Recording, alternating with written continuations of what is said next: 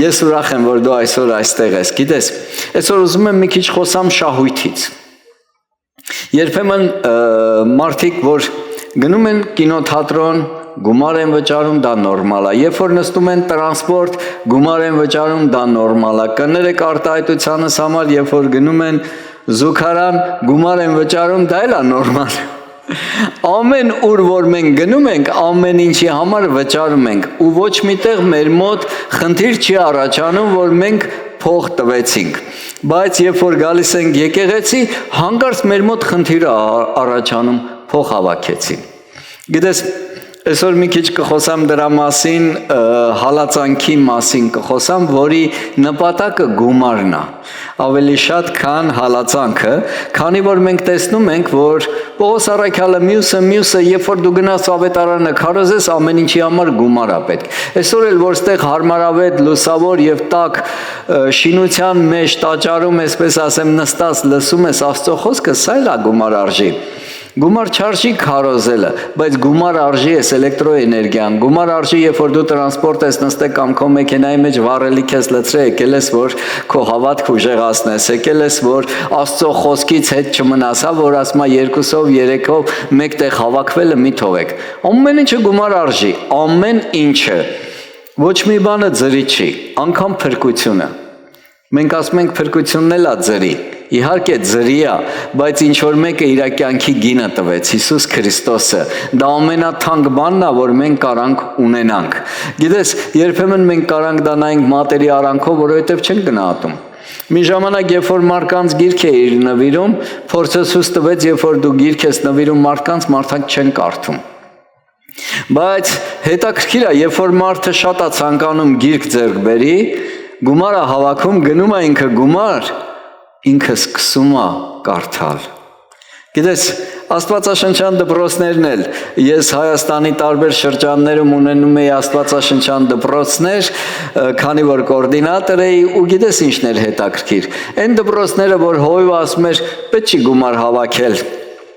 ասում էի, վստահ ես, ասում էր, այո, ասում եմ, դու ես հովիվը, խնդիր չկա։ Երբ որ մենք սկսում էինք, ամիս կես հետո այդ աստվածաշնչյան դպրոցները դադարում էին, որովհետև մարդիկ դադարում էին հաճախել։ Բայց այն դպրոցները, որ մարդը սկսում էր ամեն ամիս գումար վճարել աստվածաշնչյան դպրոցի համար, դու տեսնում ես, որ հասնում էր իր նպատակին, ստանում էր դիպլոմ, որ ավարտել է երամսյա կամ 9-ամսյա աստվածաշնչյան դպրոց։ Մեր ուղեղը տենց է երևի կառուցված, ինչի համար վճարում ենք, սկսում ենք գնահատել։ Գիտես, այս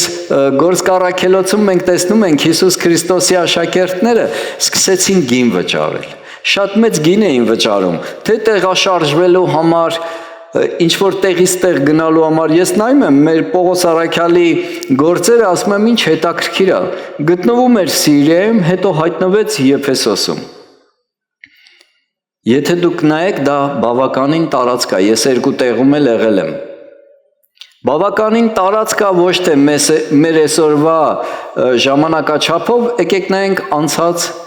դարի ժամանակաչափով, առաջի դարի։ Տեղաշարժվելու համար ինչ էր պետք։ Ձի, էշ, ոտք, լավագույն դեպքում մի քիչ ինչ-որ տարածքներ նավերով, բավականին մեծ տարածաշրջան։ Ոչ մեքենա կար, ոչ ինքնաթիռ կար, ոչ ավտոբուսներ կար, օրերով ճանապարհներին, շաբաթներով, ամիսներով ճանապարհներին մարդիկ պետքա ուտեին, պետքա ջուր խմեին, հա, նայած տարվա որ եղանակներ, միգուցե հագուստներ էր պետք։ Ես հասկանում եմ Պողոս առաքյալին, որ ասում է վերարկուս բերեք, որովհետև ցուրտ, այսինքն միգուցե հնարավորությունը չկար ուրիշը գնելու։ Ու ասում եմ ինչ հետաքրքիր է, ասում է կուտես կխմես ամեն ինչի համար կվճարի արծաթը։ Ամեն ինչի համար։ Գիտես, այս առաքյալներն էլ ընկած տունետուն, քաղաք է քաղաք, ավետարանը քարոզում էին մարդկանց, ու գիտես, երբ որ քարոզում էին, պտուղը տեսնում էին, մարդիկ ապաշխարում էին, մարդիկ փրկվում էին, ու հանկարծ ամբողջ Ասիան, այսօր մենք գիտենք Ասիայի տեղը, ամեն օր լուրերը դրա մասին են խոսում, ամբողջ Ասիան փրկվում էր, առանց ինտերնետի, առանց շատ մեծ փառաբանության թմի, առանց շատ մեծ ավետարանչական թմի, Բայց մարդիկ հասնում էին մարդկանց սրտերին։ Ու գիտես ինչ եղավ, երբ որ մարդիկ ապաշխարում էին, դառնում էին դեպի Հիսուս Քրիստոսը, երբ որ մարդիկ իրանց անձերը հասկանում էին, որ կորցրված է, գտնել է պետք ու գալիս էին Քրիստոսի մեջ բնակվելու, ու հանկարծ մարդիկ եղան այդ տարածաշրջանում Եփեսոս քաղաքում, որ իրանց դուրը դա չեկավ։ Ու սկսեցին մտածել, ոնց անենք, որ այս առաքյալներին կանգնացնենք, սրանք մեր բիզնեսին խփում են։ Ու եկեք նայենք Գործ Առաքելոց 19:24 խոսքից, որովհետև մի արծաթագործ անունը Դեմետրիոս Արտեմոսի արծաթե տաճարներ շինելով ոչ սակավ շահ էր տալիս վարպետներին, որոնց հետ եւ այս արեստի բանվորներին ժողովեցին եւ ասեցին. «Ով մարդիկ, դուք ինքներդ գիտեք, որ այս գործերից է մեր շահը։ Եվ տեսնում եք, որ լսում եք, որ այս Պողոսը չէ, թե միայն Եփեսոսից, բայց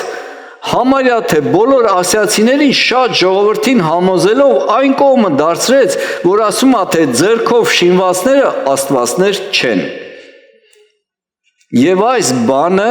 ոչ թե միայն մեր արեստին է վտանգի մեջ գցում, որ անարգվի, բայց մեծ Աստվածուհու Արտեմիսի տաճարն էլ ոչինչի տեղ է համարում, եւ նրա մեծությունն էլ կքանդվի, որին բոլոր Ասիան եւ աշխարհը պաշտում են»։ Հետաքրքիր է։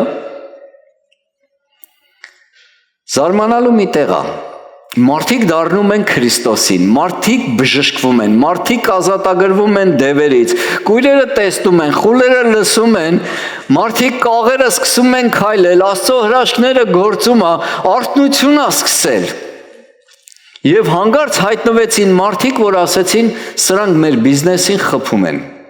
Քանի որ խոսում են, որ ձեռքով սարքածները դրանք աստվածներ չեն, չի կարելի երկրպագել, պաշտել, մեր բիզնեսը կանգնում է։ Չէ որ բավականին բանվորներ ունենք, բավականին արծաթագործեր ունենք, ովքեր որ արծաթից, փայտից, ոսկուց, ինչ որ զարդեր են սարքում վաճառքի համար, եւ այդ ամեն ինչը մարդիկ դադարում են առնել։ Միգուցե ոնց որ մուլտիկի մեջ էր ձիունալերը, մեր հովիվաս մա ձիունալը սկի ձիուն չի երջանկացրել, ուզում ես քեզ երջանկացնի։ Ես հասկանում ես, որ հալածանք է սկսում առաքյալների դեմ, բայց նպատակը մի ուրիշ բան է, ֆինանսը։ Նպատակը հալածանքի մարդկանց եկամուտն է, ինչ որ մեկի եկամուտին խփում էր այս ավետարանի խոսքը, ինչ որ մեկի գրպանին խփում էր, ու գիտես ինչ արեցին, հավաքեցին բոլոր ժողովրդին, աղաղակեցին, բռնեցին այս մարդկանց ու տարան քաղաքի իշխանավորների, քաղաքագլուխների մոտ ու ասեցին, այս մոլորոցները, չեմ կարող մարտաբերեմ այդ բառը, մոլորեցնողները ամբողջ աշխարհը այստեղ էլ հասան, եկան մեր ժողովրդին էլ մոլորեցնելու։ Գիտես, 32 խոսն եմ կարդում, եւ ամեն մեկը մի ուրիշ բան էր աղաղակում, որովհետև ժողովուրդը խռոված էր, եւ նրանցից շատերը չգիտեին, թե ինչի համար են հավաքված։ Ամբողջը հավաքվել է, ով ինչ ուզում է գոռում է, ով ինչ ուզում է ասում է, մարդկանց շատերը չգիտեին էլ ինչի համար են հավաքվել։ Ով է տեսել, զգուշացիր ավտոմեքենայից։ Այնտեղ տեսել եք, որ մեքենան ուզում է գողանա, այնտեղ խառնվում են, բռնում են, բան, ասում է, վկաներ կան, մեկը մոտենամ, ասում է, ես եմ վկա, այդ ոստիկաններին ասում է, իսկ ինչ հա պատահ է։ Ես այս տեղին եմ նմանացնում, մարդիկ հավաքվել էին, բունտ էին անում Պողոսի դեմ, իրա թիմի դեմ, բայց չգիտեին ինչի համար, նպատակը չգիտեին, մի քանի հոգի որոշել էին իրանց բիզնեսի համար ժողովրդի մեջ իրարանցում գցեն, խառնաշփոթներ գցեն։ Գիտես, երբ որ մարդկանց ավետարան ես խոսում, ձեր մոտ փող հավաքում են։ Կամ երբ որ մարդկանց ավետարան ես խոսում, ասում են, հա, աղանդավոր են։ Հա, սա է Եվրոպայից, Ամերիկայից բերած հավատքն է, սա մեր հետ կապ չունի, սա Արտեմիսի տաճարի հետ կապ չունի, սա ուրիշ ավանդույթներ է, մեր ավանդույթները զրոյացնում է։ Իսկ որտեղ է գրված, որ Քրիստոսը մեր ավանդույթները ոչնչացնում է։ հեթանոսական ավանդույթները իհարկե ոչնչացնում են։ Գիտես, այս ժողովուրդը, որ չուներ գիտություն, ոտաբոբիկ էր, որ չէր կարդում Աստվածաշունչը, չէր ճանաչում Աստծուն, դու տեսնում ես, որ իրականից ընկան այդ թակարդի մեջ։ Դուրս եկան առաքյալներին, ծեծեցին, թքեցին, մրեցին, երկիրը պառակտողները այստեղ էլ հասան, ու տեսնում ես, որ ոչ մի բանը չի փոխել։ 2026 թիվն է, նույն բանը շարունակվում է։ Ես ինչի համար եմ ասում։ Եթե դու Քրիստոսին ասել ես այո, պատրաստվիր։ Օրերից մի օր Քրիստոսը ուզենալու է քեզ օգտագործի իր անվան ու փառքի համար։ Ուզենալու է քո միջոցով ինչ-որ մեկին հասնի, ուզենալու է քո միջոցով ինչ-որ մեկին փրկի, բժշկի, ազատագրի։ Սկսի պատրաստվել, որ երբ որ քեզ սկսեն ատել, նախատել, չզարմանաս։ Հեչ չզարմանաս։ Դա եղել է, դա կա ու դա լինելու է։ Այդպես Աստված ուզեց։ Գիտես, ես մտածում եմ, ասում եմ, ինչ հետաքրքիր է։ Ինչի համար է պետք է այդ հալածանքը։ Քանի որ Գործք Առաքելոցում է, չէ՞ ասում, որ ավետարանի խոսքի դուռը բացված է հալածանքի հետ միասին։ Որտեղ կա հալածանք, այնտեղ կա նաև արթնություն։ Որտեղ կա հալածանք, չկա անտարբերություն։ Գիտես, երբ որ ես մարդկանց ավետարանը քարոզում եմ, լինում են մարդիկ, որ հակառակվում են։ Ի զարմանս ինձ, ասենք երկու ընկեր են, մեկը անդադ հետս քյալլայատալի, հա, չանա կռվում է, այն մյուսը անտարբեր, լուր լսում է, դու մտածում ես այս լուր լսողին Աստծո խոսքը կպել է, բայց ի զարմանս ինձ մի կարճ ժամանակ հետո, այն ով որ վիճում էր, այնի գալիս է եկեղեցի։ Ասում եմ, ինչ հետաքրքիր է։ Դա իմ պրակտիկայից եմ ասում։ Գիտես, եթե կա ինչ-որ մի բան, ես օրերից մի օր մեկը մի վիդեո տեսա, հոլավակ էր գցե ինձի, ու ասեց, հլը կլսես, ու այդ մարդը գիտես ինչ էր ասում, ասում էր, ինչ են ես կյանքի խոսքի հովիվներին փնովում, այնքան փնովեցի, որ ինձ հետաքրքրեց, ես դրեցի իրանց սաղ քարոզները նայում եմ, մի հատ վատ բան չեմ տեսնում, որ այդ մարդիկ սովորեցնեն, ինչի համար են ես մարկանց փնովում։ Գիտես, առաջացնում է հետաքրքրասիրություն, առաջացնում է մի բան, որ դու ուզում ես տեսնես ինչն է պատճառը։ Երբ որ սկսում ես խորանալ, լսել քարոզները կամ կարդալ Աստվածաշունչը, գտնում ես, որ այս մարդիկ ճիշտ էին։ Այս Պողոս առաքյալը ճիշտ էր, այս Պետրոսը ճիշտ էր, այս Հովհաննեսը ճիշտ էր։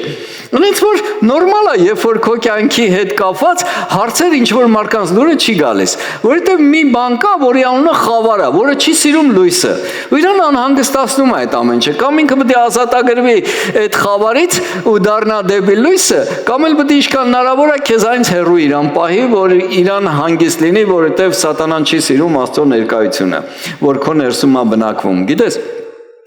Դրա համար ես նայում եմ, ասում եմ, ինչ հետաքրքիր է, ոչ մի բանը չի փոխվում մեր կյանքում։ Դրա համար առակած գրքի մեջ է Սողոմոնը ասել, որ նույնն էր երեք, նույնն է այսօր, մի նոր բան չկա այս արևի տակ։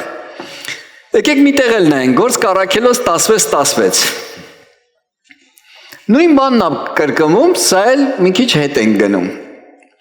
Ու մարդիկ ավետարանվում էին, ու մարդիկ ապաշխարում էին, մարդիկ փրկվում էին, կար հակառակություն, թլպատության հետ կապված, եւ այլը հարցեր էր, բայց ավետարանը քարոզվում էր փողոցից փողոց, տնից տուն, ու մի բան եղավ։ Ու երբ որ մենք աղոթքի գնալիս, մի աղախին պատահեց մեզ, որ հարցուկ ոգի ուներ, որ կախարդություններով իր տերերին շատ շահ էր բերում։ Սա Պողոսի և մեր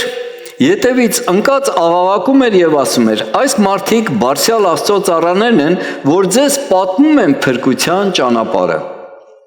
Ինչ լավ է։ Ոնց որ թե առաքյալներին օգնական էր հայտնվել այդ տարածքից, բայց չգիտես ինչի հարցուկ հոգի ուներ։ Գուշակություններ էր անում, հա, թուղթուգրեր էր միգուցե անում։ Եվ շատ օրեր այս բանը անում էր։ Միշտ ընկնում էր Պողոս առաքյալի հետևից գոռում էր, այս մարդիկ բարձյալ Աստծո առաքյալներն են, զավակներն են, փրկության ճանապարհն են ցույց տալի։ Մի ուրիշ աչքերով որ նայես, ասում է, ոնց որ մարկանց կանչի ասի, եկեք լսեք փրկվեք, էլի։ Եվ շատ օրեր այս բանը անում էր, Պողոսն էր զայրացած, դարձավ եւ ասեց այն ոգուն Հիսուս Քրիստոսի անունով պատվիրում եմ քեզ դուրս եկ դրանից եւ նույն ժամում դուրս եկավ։ Եվ երբ որ նրա տերերը տեսան, թե իրանց շահի հույսը կտրվեցավ, Պողոսին եւ Շիղային առան քաշեցին հրապարակը իշխանների մոտ եւ նրանց տարան զորագլուխների մոտ եւ ասեցին. այս մարդիկը խռովեցնում են մեր քաղաքը իրանք հрьяաներ լինելով եւ այնպիսի սովորություններ են քարոզում, որ մեզ արժան չի ընդունել եւ ոչ էլ անել։ Մենք հռոմեացի ենք, հա։ Սա մերը չի, օտար ուսմունք են բերել, օտար բաներ են մեզ քարոզում, բայց արդյոք նպատակը դա էր։ Չէ, նպատակը նա էր, որ դիվահարները, կախարները ապաշխարում էին կամ ազատագրվում էին դևերից։ Գիտես, մտածում եմ, ասում եմ, շատ հետաքրքիր պատմություն է։ Ինչի համար առաջի օրը Պողոս առաքյալը չհանեց այդ ոգուն։ Միգուցե մտածում էր, ըհը, ինձ օգնում է։ Ասում է, էստի համեցեք, էստի համեցեք, հա։ Հետո հասկացավ, որ չէ, այս մարդու կանչելով, ինչ որ մարդիկ չեն գալի ապաշխարության։ Հետո հասկացավ, որ այս մարդը իրան խանգարում է։ Միգուցե սկսեց աղոթել Աստծուն, Աստված ջան, սա ով է։ Սրա հետ ոնց վարվեմ։ Ոչ աշակերտ է, ոչ թշնամի է։ Ոնց հասկանամ, սա ով է։ Հետո դա իմ ֆանտազիան է, հա, իմ պատկերացումն է։ Աստված ասեց, որ դա քո կողմից չի։ Ես չեմ իրան ուղարկել։ Ու երբ որ հասկացավ, որ սա իրան թշնամի է, շրջվեց ու ասեց. Հիսուս Քրիստոսի անով թող դրանից դուրս գա։ Գիտեք, ես մտածում եմ, դիվական աշխարհը կանչում էր Պողոս առաքյալի վրա։ Ես հասկանում եմ, որ մարդը հռչակումներ էր անում, որ սրանք բարձրյալ Աստծո որդիներն են, զավակներն են, առաքյալներն են, որ եկել են ճշմարտության ճանապարհը ցույց տան։ Հələ մի հատ հավաքվեք, եկեք սրանց գլուխը կոպիտ ասած ջարդենք, թող մեր գործին չխփեն։ Երբ որ դևը դուրս եկավ, ասма տերերը տեսան, որ շահույթից կտրվեցին։ Այն գուշակությունները, որ անում էր գումար վաստակելու համար, կտրվեց ֆինանսի աղբյուրը։ Դևը գնաց այս մարդու մեջից։ Էլ չի կարա գուշակություններ անի։ Կներեք, հավաքվեցին, տարան զորագլուխների մոտ, ինչ ասեցին, օտար սովորություններ են բերել։ Չասեցին փողից խփեց, բիզնեսից խփեց։ Գիտես, այնքան կարևոր է, որ մենք հասկանանք, որ միգուցե մեզ չսիրելու նպատակը ֆինանսն է։ Միգուցե ինչ-որ մեկի գործին խփում է մաքուր զուլալ ավետարանը։ Միգուցե մարդկանց փրկությունը ինչ-որ մեկի գործին խփում է։ Երբ որ մարդիկ ճանաչում են ճշմարտությունը եւ չեն ուզում հեթանոսական ավանդույթների հետևից գնան, միգուցե չեն ուզում աղի բլիթ ուտեն կամ վարդավար խաղան, կրակը չեմ կարա անտեսեմ, հա, միգուցե կրակի վրայով թռնելը, միգուցե ինչ-որ մեկի գործին խփում է, միգուցե ինչ-որ մեկի աշկի փուշն ենք դառնում։ Գիտես, այս մարդկանց բռնին դրեցին բանտի մեջ, դրեցին հալածանքը սկսվեց, նորից նույն պատմությունը, ամեն քաղաք նույն բաններ կատարում, գիտես, դի մերը չի, ունենցա, որ սկսեցին դատավարությունները, սկսեցին քննել, ով եք, ինչ եք, գործ կառաքելոց 24 գլուխ ասմա, բայց նրանք հույս էին ունենում, որ Պողոսից մի բան կտրվի իրան, որ նրան արձակե եւ նրա համար շատ անգամ կանչում էր նրան եւ նրա հետ խոսում էր։ Գիտես, դատավորը Պողոսին կանչում էր, ասում էր, հլարի տենամ, խի ես մեր ազգի մեջ օտար բաներ խոսում, հլարի տենամ քո ասածը ինչ է, ինչի տեղը չես սթրվում, սսկրտվես նստես, ինչ ես եկել մեր ազգը խառնում, բայց գրվածը ամեն անգամ կանչելով ուզում էր ինչ որ մի բան Պողոսից առներ։ Այ ախպեր, չգիտես ես իշխանությունն եմ քեզ ազատելու, թե բանտարկելու, դու չես հասկանում ես ով եմ։ Պատկերացնում ես, տարիներով Պողոսին կանչում էր, հետը զրուցում էր, որ մի բան առներ, կաշառք էր ուզում։ Դե Պողոսն էլ գիտեր ով է ինքը, ինչի համար հայտնվեց է, հրեշտակը ամեն ինչ ասել էր, ամեն ինչից տեղյակ էր, ամեն քաղաքում իր վրա մարգարեություններ էր լինելու, որ ինքը ուրա գնալու ինչ անելու, ամեն ինչից տեղյակ էր, փող չէր տալիս։ Բայց հետաքրքիր է, որ ինքը տուներ վարձել 2 տարի բնակվում էր այդ տան մեջ։ Հետաքրքիր է, որ այդ քաղաքում բոլոր քուր եղբայրները գալիս էին ու բոլորին կրթում էր ու բարձրացնում էր։ Ուր որ տանում էին, իրան ազատ էին թողում, որ մարդիկ կարանային այցելեին։ Աստված այդ բանը չէր փակել։ Ու դու տեսնում ես ինքը ծառայություն էր անում այդտեղ ոչ թե նրա համար որ կաշառ չէր տալի որ գնար տուն, այլ իրան պետք էր այդտեղ լինել ու ծառայել մարդկանց։ Ու Աստծո գործը իրականանում էր իր կյանքում։ Ու գիտես, ինքը խնդիր չուներ բանտից դուրս գալու հետ կապված։ Բայց ամեն հալածանքի մեջ Աստված ունի նպատակ։ Ամեն իրավիճակում Աստված նպատակ ունի, համաձայն ես թե չէ։ Դրա համար քո հետ ոչ մի բան չի կատարվում հենց այնպես, մանավանդ հիշի, որ քո գլխի մազերը հաշված է։ Գործք Առաքելոց 16:25։ Եվ կես գիշերին Պողոսը եւ Շիղան աղոթք անելով օրհնում էին Աստծուն եւ բանտարկվածներն նրանց ականջ էին դնում։ Չէին ասում, այ մարդ կես գիշերը թողես բանտարկյալները քնեն։ Չէ, իրանք աղոթքն էին անում առանց խնդիր խնդրեմի։ Գիտես, հա, իմիջայլոց անպայման չի գնես բանտը նեղության մեջ, որ աղոթք անես։ Եվ հանկարծակի մեծ շարժ եղավ, մինչև որ բանտի հիմունքներն էլ շարժվում էին, եւ իսկույն բոլոր դռները բացվեցին, եւ ամենքի կապանքներն էլ արձակվեցին։ Ասում եմ, այնքան հետաքրքիր տեղ է։ Լավ, երկրաշարժ եղավ, բա շղթաները ոնց արձակվեցին, կապանքները ոնց արձակվեցին։ Ինչ որ շատ գերբնական շարժ էր։ Գիտես, երբեմն մենք բանտի մեջ նստած ու չենք ուզում աղոթք անենք։ Մեր խնդիրների, մեր խնդիրների մեջ նստած, բայց ամեն հարցերի լուծումը Աստծո մոտ է։ Եկեք ֆիզիկական նայենք, այս մարդկանց բռնեցին, ծեծեցին, հալածեցին, թեքեցին, մրեցին, դրեցին բանտը։ Ճիշտ է։ Այս մարդկանց մոտ տրտունջ նկատեցիք։ Աստված ջան, մենք քո զավակներն ենք, մենք քո անվան համար դուրս ենք եկել տնից, այս խեն մեր հետ սենց վարվում, խեն մեզ նախատում, խեն մեզ թքում մրում, հերիք չէր հիմա էլ բանտը նստեցրեցին։ Մի հատ տրտունջ նկատեցիք այս մարդկանց մոտ։ Գոհություն էր բարձրանում սրանց սրտից։ Հասկանում եք։ Գոհությունը դա շղթաների քանդման, բանտերի ջախջախման բանալին է։ Տղեկից մեկը զանգեց, ասեց, ո՞նց ես, ասի, լսի,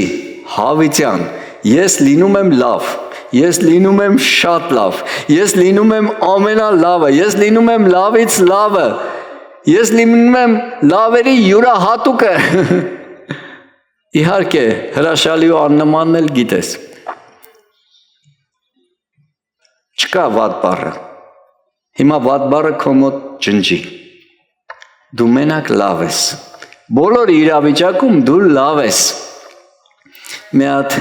նորից տեսաժապավեն էին նայում առավոտյան, գիտես, այս պատերազմական իրավիճակում փլատակներ էր ու փլատակներից մի հատ սենց տրուբա էր կախված ու ցեպերը սենց կախված էր ու երեխեքը ճոճորվում էին այդ ցեպերի վրա, սա քարու քանդի մեջ, փոշու մեջ։ Ասում եմ Հիսուս դրա համար էլ ասում է երեխեքի պես եղեք։ Գիտես,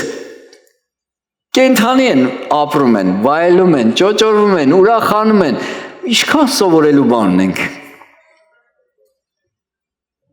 Այսօր գլխներից վերևը բոմբեր չի փառք Աստծո դրա համար։ Այսօր ունես շնչելու, արտաշնչելու հնարավորություն, փառք Աստծո դրա համար։ Դժգոհ մարդը, սաղ կյանքը դժգոհ է, ինչ էլ ունենմա մեկա դժգոհ է։ Տեսակ, չէ՞ այս մուլտիկը, ես չգիտեի, որ պետք է մուլտիկ նայենք։ Ուրախացի են ինչ ունես, գնահատի, գոհացի։ Այս բանտապետը գալի տենումա պատերը փլված, դռները բացված, ասմա վերջս եկավ։ Ուզում է ինք իրան սպանի, 27 խոսքը, և բանտապետը երբ որ զարթնելով տեսավ բանտի դռները բացված, սուրը քաշեց և կամենում էր ինք իրան սպանել, որովհետև կարծում էր, թե կապվածները փախել են։ Գիտես, երբ որ Աստված քեզ ազատում է, մեկը կա, որ ուզում է ինքնասպանելնի։ Եվ նրանց դուրս հանեց, Պողոսը տեսավ, որ ուզում է սպանի, գոռաց, ասեց, մի արա այդ բանը, քո անձին վնաս մի տուր։ Բոլորս տեղ ենք, ոչ մեկս չենք փախել, մենք փախնողներից չենք։ Եվ նրանց դուրս հանեց, ասեց, տերեր, էլ չի ասում, բանտարկվածներ, բանդիտներ, ասում է, տերեր, ես ինչ պետք է անեմ, որ փրկվեմ։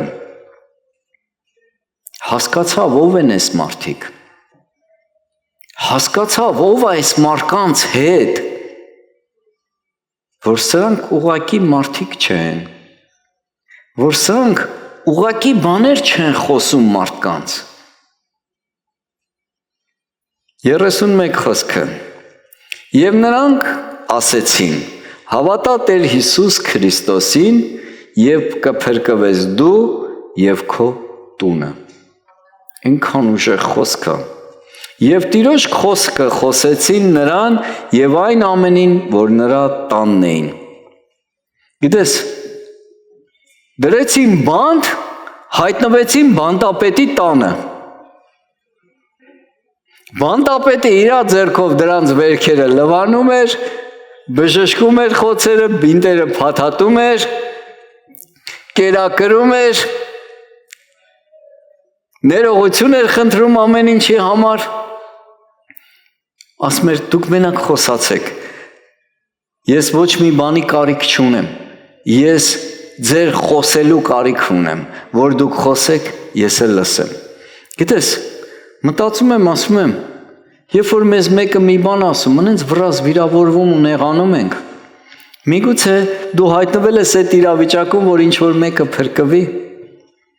միգուցե դու հայտնվել ես դժվարության իրավիճակում, որ այդ մեկը այդ դժվար տեղում կարիք ունի փրկության։ Ու տրտնջալու, բողոքելու փոխարեն միգուցե ժամանակն է, որ